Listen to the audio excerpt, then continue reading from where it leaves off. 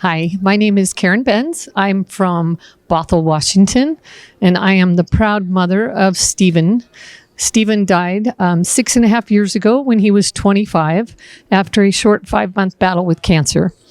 So I have to tell you, it started with Mom, I have a bad headache. We went to the doctor. The doctor told us that he had migraines. 5 days later, he couldn't see. 5 months later, he was gone. So it started with devastation. Why?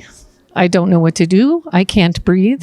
I have another child, but I can't function to take care of her.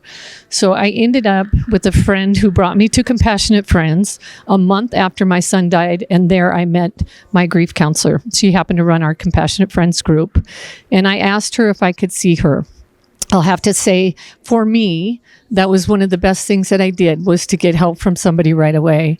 And one of the first things that Mary told me was she was, and I'll be very honest with all of you, very concerned about my safety because I was in such a devastated place. Mary taught me a small little trick about building a toolbox.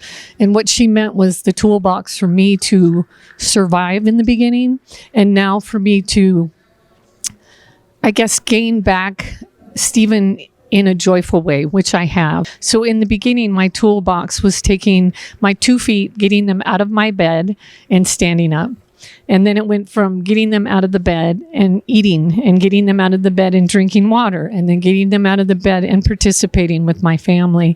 And it has grown from there to now I navigated guilt with my toolbox by learning how to do tricks like meditation and breathing and finding ways to ask what now instead of why.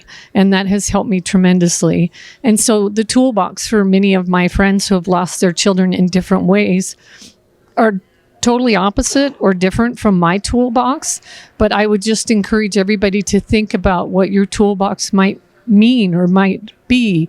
My toolbox includes journaling to my son, and the letters are very current and personal. I also talk to my son like he's in the room with me. He sees through my eyes everything that we do. And I have learned to live not in the darkness of his death, but the joy of his life. So I hope that you find that helpful, and I can give you some hope.